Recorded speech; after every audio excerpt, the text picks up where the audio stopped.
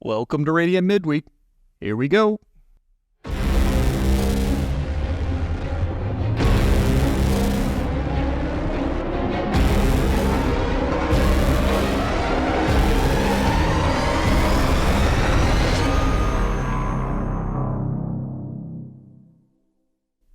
Hey, welcome to Escaping Babylon, where we're journeying through the end times to discover what the Bible has to say about this subject.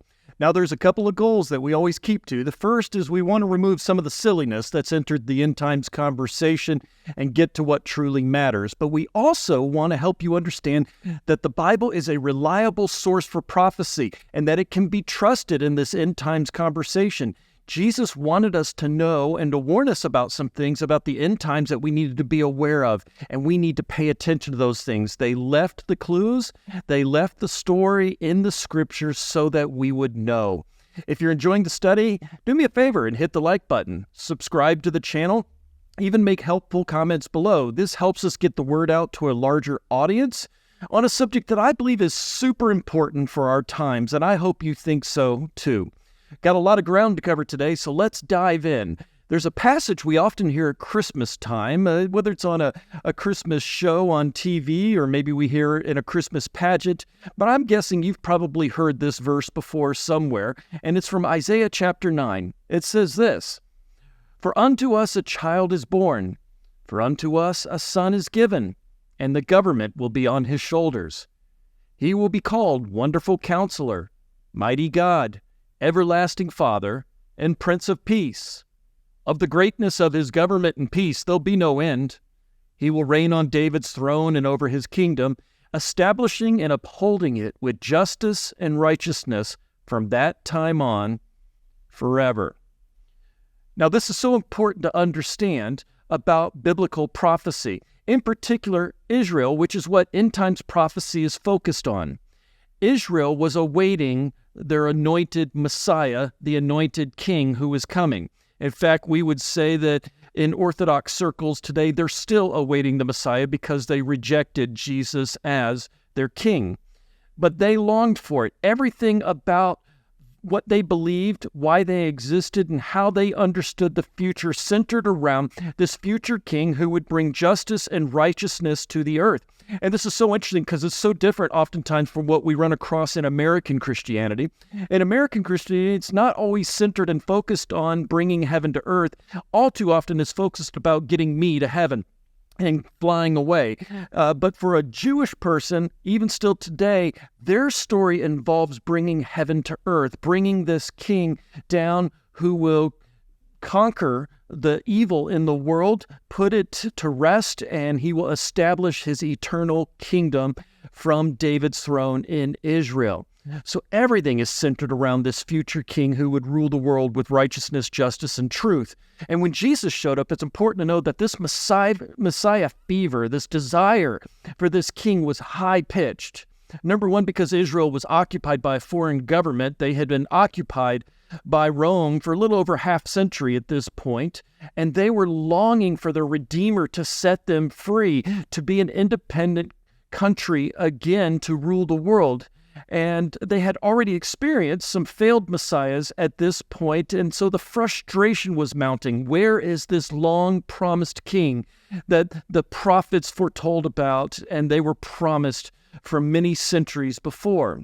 Now, we've got a lot of ground to cover today, and I'm not even sure we're even going to get to it all, so hang tight for the ride as we dive into one of the most important passages for understanding the end times framework. We talked a little bit about that last week, that this chapter in Daniel 9 is a very important chapter for understanding some key concepts about the end times, things like the tribulation and why we sometimes say 7 years. Where does that come from? About understanding again who this Antichrist or this end times world ruler will be, how they will act, some signs that we can be looking for. And we began that conversation last week with a verse. In Daniel chapter 9, verse 24, it says this, 77s are decreed for your people and your holy city to finish transgression, to put an end to sin, to atone for wickedness, to bring in everlasting righteousness, to seal up vision and prophecy, and to anoint the most holy place. Now today I'm looking forward to continuing on with verse 25 through 27, and this is so important. Here's what it has to say. Know and understand this. From the time the word goes out to restore and rebuild Jerusalem, that will be important. Remember that, to restore and rebuild Jerusalem, until the anointed one, the ruler, comes, there will be 7 sevens and 62 sevens. It will be rebuilt with streets and a trench, but in times of trouble. After the 62 sevens, the anointed one will be put to death and will have nothing. The people of the ruler who will come will destroy the city and the sanctuary, and the end will come like a flood. War will continue until the end, and desolations have been decreed. He, that's an unusual one there, he will confirm a covenant with many for 1 7. In the middle of the 7, he will put an end to sacrifice and offering. And at the temple he will set up an abomination that causes desolation until the end that is decreed is poured out on him. There's a lot here, and so we'll do what we normally do. Let's just take it one line, one piece at a time. And so the first one we see is this. From the time the word goes out to restore and rebuild Jerusalem. So right here, Gabriel wants and reveals to Daniel a starting point for this 70 weeks prophecy. Now, history and the Bible has recorded 4 ancient decrees that we need to consider. Let's take a look at those real quick. The first one was from Cyrus, where he made a decree giving Ezra and the other Babylonian captives the right to return to Jerusalem and rebuild the temple in 538 BC. I'm not going to show all the passages. We don't have time to dive into them, but it's mentioned in Ezra chapter 1 and again in Ezra chapter 5. We also have this event from the archaeological evidence from the Cyrus cylinder, which you should see in the picture that's up on the screen now. It decrees the return of the deported people around 538 BC. The next agreement we have to look at was made by another king named Darius. Here, he also gave Ezra the right to rebuild the temple in 517 BC after they had run into some problems. You can find this in Ezra chapter 6. After this, another king named Artaxerxes made a decree, and it gave Ezra again permission for safe passage and supplies to return to Jerusalem to rebuild the temple in 458 BC. We don't have time to go through it all, but it took several times of having these decrees to rebuild the temple because they kept running into trouble. As the verse mentions, these would be times of trouble. You can find that in Ezra chapter 7. However, this last one, number 4, is the one we're most interested in because Artaxerxes made a second decree. In this decree, he gave Nehemiah permission, safe passage, and supplies to return to Jerusalem and do what this time? Rebuild the city and the walls in 445 BC. We can find this in Nehemiah chapter 2. This one's different. Of all the 4 decrees, only this last one was a command to restore and rebuild Jerusalem. The first 3 were focused on rebuilding the temple, but only the proclamation by Artaxerxes, which is dated March 14th, 445 BC, in Nehemiah chapter 2, verse 1, meets the criteria of this verse. And following this decree, the Jewish people endured troublesome times as they rebuilt their homeland despite significant opposition from other groups in Judea. They would complete this project somewhere around 396 BC, and we see that in Ezra 9 and 10. So it was about 48 to 49 years after the decrees that we see that Jerusalem is finished from the prophecy. Now the next line he says, until the anointed one, the ruler, comes, there will be 7 sevens and 62 sevens. Now the anointed one, this is the Messiah and the King. There's no mystery here. And so the first thing he says is 7 sevens. Now remember, as we discussed a couple podcasts ago, if you missed, go take a look at the past podcasts, but the sevens represents 7 years. Whereas we tend to be a base 10 culture in most of our modern thinking, the ancient Jewish scholars spoke in terms of sevens or septet, which was, to their minds, a holy number. 7 represented perfection, but it also represented 7 days of creation, 7 days a week, 7 years for Sabbath rest.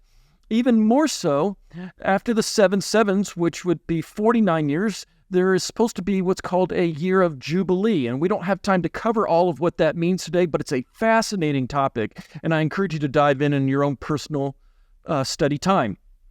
But what is this first 7 sevens? Well, according to Gabriel, Jerusalem would be rebuilt and the streets would have a strong defensive wall system by around 396 to 397 BC.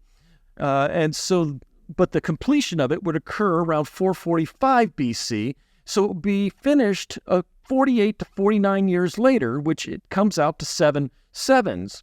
And so it could mean that this is when the city was finished. History doesn't show any other significant event happening in this time. Another thing is that it could be significant of what I talked about a minute ago, the Jubilee Sabbath. 7 sevens would be the 49th year, then leading to a Jubilee.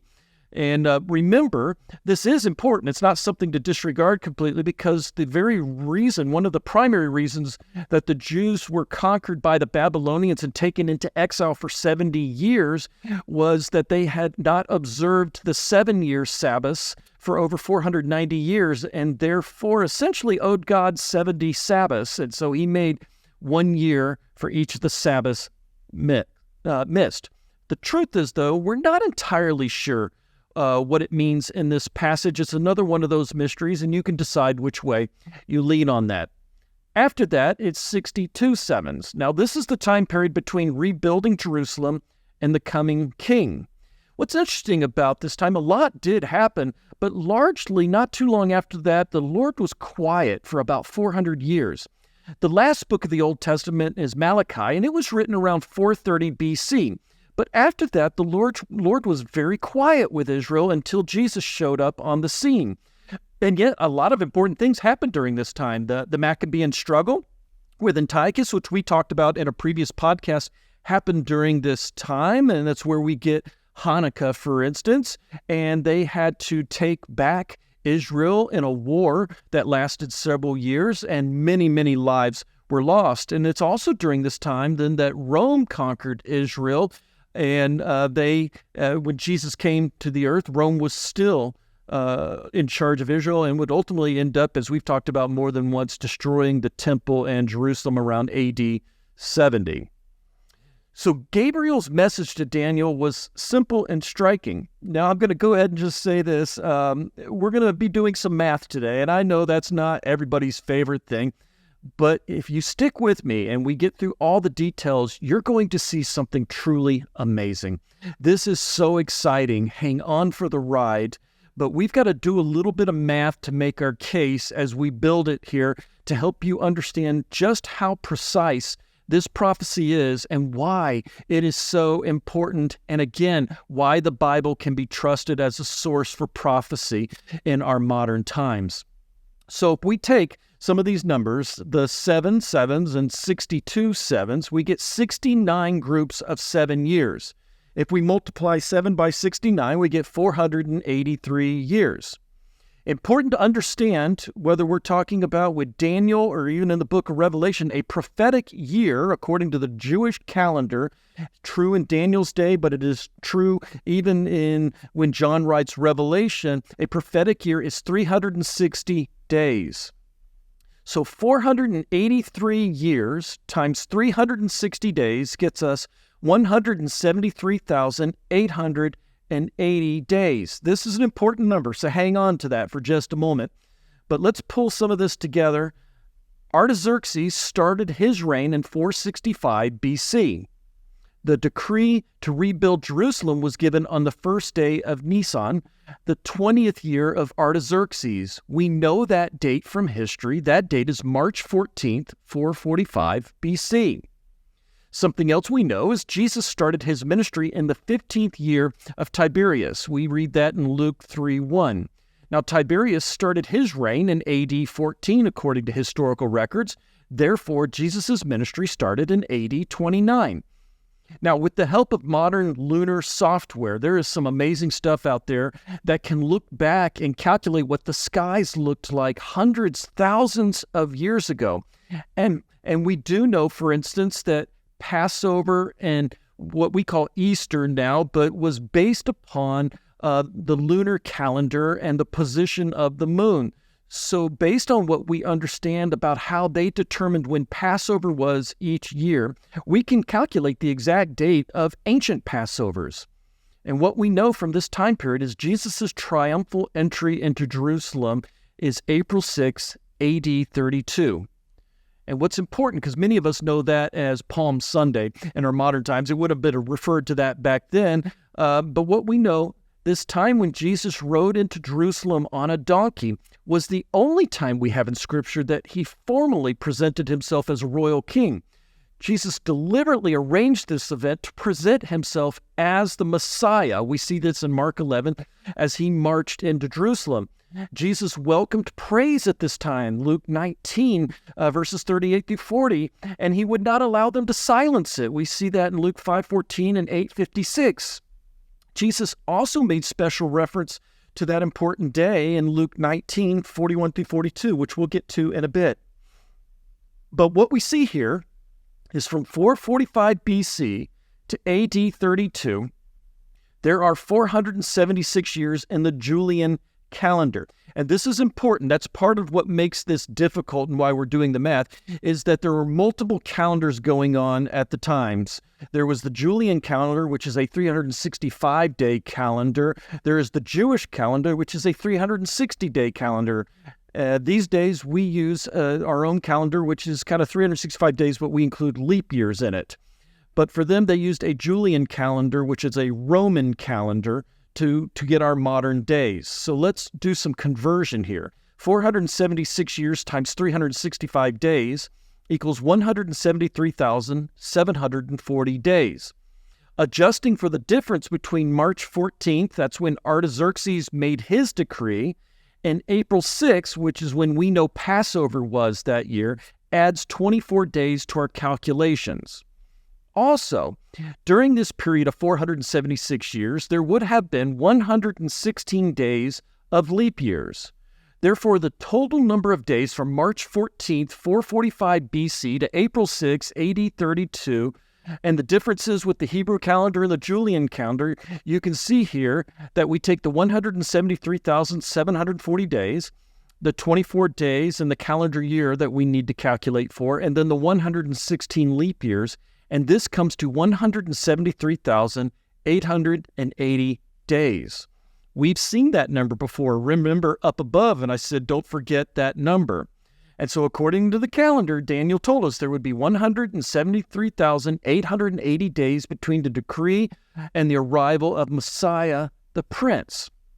So just to review, I know, I'm sorry I keep going back to this, but just so you see how incredible this is. Daniel was told there would be 7 sevens and 62 sevens, totaling 69 sevens. 69 weeks times 7 is 483 years. 483 years times 360 days equals 172,888 or 880 days. When we look at the Julian calendar, which is what our culture uses to date history, between 445 BC to 32 AD, there is 476 years equals 173,740 days. We add the 24 days between the calendar, and then we add 116 leap years during this time. When we add those numbers up, we also get 173,880 days. It is to the very day Jesus rode into Jerusalem. Daniel had given them the precise date. Don't miss this. Daniel had given them the precise date the Messiah would arrive in Jerusalem. And when did Jesus officially declare himself as king and present himself as Messiah? On Palm Sunday in AD 32. It was the week of Passover just before he was to be crucified. This is an amazing fulfillment of prophecy. It starts with a Gentile king making a decree 483 years before, and then 483 years later to the day, Jesus presents himself as Messiah, the Prince of Israel. Do you still believe that the Bible isn't supernatural? It absolutely is it can be relied on as a source for understanding the end times and knowing that God is in control and still moving all the pieces together according to his will. Honestly, your mind should just be blown. Mine is. But here's the problem, of course. Some historians, as we've talked about before, say that Daniel was written in the 1st or 2nd century BC. And they say the reason for that is because he was so accurate in other chapters, such as Daniel chapter 11. However, reason with me for a moment. Even if it was written in the 1st or 2nd century, the writer still accurately predicted 100 to 200 years beforehand when Jesus would enter Jerusalem as king, the very date it occurred. Once again, destroying the critics' arguments anyways, because he got this one absolutely right. And maybe now we should understand what Jesus said to us in Luke chapter 19, verse 42. He said, if you, even you, he's talking to Jerusalem, had only known on this day what would bring you peace, but now it is hidden from your eyes. And then the last part of this prophecy that Daniel wrote down, it says, after the 62 sevens, the anointed one, the Messiah, would be put to death and will have nothing. The Messiah would be put to death. And of course, we know that that's the very week when Jesus would have his last supper. He would be arrested. He would be put on trial. He would be betrayed by his own followers. He would be whipped to within an inch of his life, spit upon, beaten, accused of things he did not do. He was mocked. They put a crown of thorns on his head and demanded he carry his cross to the hill where he would be crucified. We know this story, many of us who are Christians, and what we would know and the despair of it all is that the rule of his earthly kingdom that they longed for, that they were desiring for, it would not be at this time because Israel would deny their king. They would instead choose a thief rather than Jesus. Jesus was crucified that very week of Passover where he rode in on a donkey and declared himself as king. And this rejection, believe it or not, was prophesied over 700 years before it happened. In fact, it was written even before Daniel's time. We see, for instance, a passage in Isaiah chapter 53. It says this, who has believed our message, and to whom has the arm of the Lord been revealed? He grew up before him like a tender shoot, and like a root out of the dry ground. He had no beauty or majesty to attract us to him, nothing in his appearance that we should desire him. He was despised and rejected by mankind, a man of suffering and familiar with pain, like one whom people hide their faces. But he was despised, and we held him in low esteem. Surely he took our pain, and he bore our suffering. Yet we considered him punished by God, stricken by him, and afflicted. But he was pierced for our transgressions. He was crushed for our iniquities. And the punishment that brought us peace was upon him. And by his wounds we are healed, because we are all like sheep, and we've gone astray. Each of us has turned to our own way, and the Lord has laid on him the iniquity of us all. 800 years even before it happened on the cross, God was supernaturally at work, paving the way for the Messiah. God has a plan, and that plan is working out according to his will. He has not abandoned us. He has not left us to our despair and without hope. This God is at work, so much so he sent his son to die on a cross and let the prophets know hundreds of years before it happened so that we could live a life of hope, and it was accomplished exactly as it was foretold. The prophets wrote it down as a record of God's faithfulness for us to look back later and see that things happened exactly as God foreordained them to occur. Things like this date that he gave, or when we went through Daniel 11, more than 130 prophecies occurred in there that we know to be true. The purpose of this is for us to look at that and realize that the Bible can be trusted. And as we now then look to the future, to what the Bible has to say about what times that we have not seen happen yet, when they occur, that we will trust that what the Bible has to say is true, that we will put our trust in God and Jesus Christ. And when temptation comes and when doubt is on the horizon, that we will stand firm through the storm, that we will not reject what God is doing, that we will not deny Him. And even in some cases, we may have to walk through times of trouble, but that we will keep our faith and our endurance in Him. Now, in this story, are there some scholars that have some pushback at the dating system? There are, and I encourage you to do some studying on your own. Most of the dates, so I see, are like 1, 2, 3, 4 years off, and it's not significant, however. And so I believe that this prophecy is true. I believe that the Bible predicted to the very day that Jesus would walk into Jerusalem and declare Himself as king. And as Daniel would say, He would be rejected. And we know that story. It was Jesus Christ. Well, let's wrap up our time together if we could. As we saw from this amazing prophecy, in AD 32, Jesus rode in on a donkey as He prophesied. Now, we see that in Zechariah 9:9. And it says, "Rejoice greatly, daughter Zion. Shout, daughter Jerusalem. See, your king comes to you, righteous and victorious, lowly and riding on a donkey, on a colt, the foal of a donkey." It was this one time that He would put His kingship on full display, calling forth worship and praise. And again, this prophecy from Zechariah was written hundreds of years before Jesus walked in, or rode in, I should say, to Jerusalem on this donkey. Once again, another prophecy pointing to the truth and revealed as happening. And so during this time, though, as Jesus was riding in, many of you may know the story. The religious leaders, they were running around to the disciples and to the people who were cheering at Him and singing praises, and they were trying to quiet Him down. They're like, "Don't do this. You're going to get us in trouble. The Romans are going to get upset. Someone else is. Hey, let's try to be quiet, everyone." And it's interesting in Luke 19:40, what Jesus says. He says, "I tell you that if they keep quiet, the stones will cry out."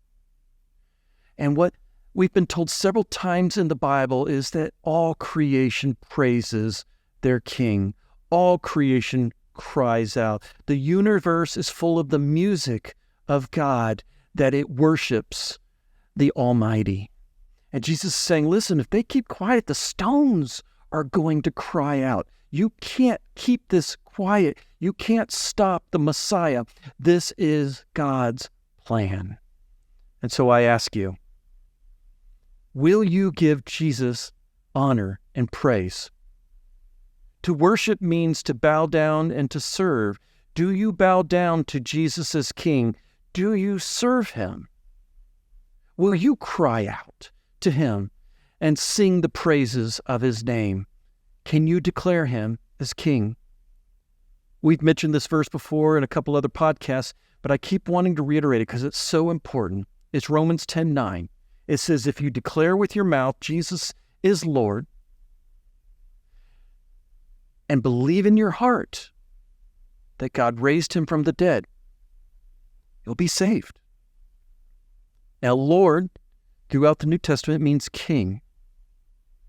Do you declare with your mouth? That means in public to other people. You're not ashamed of the gospel.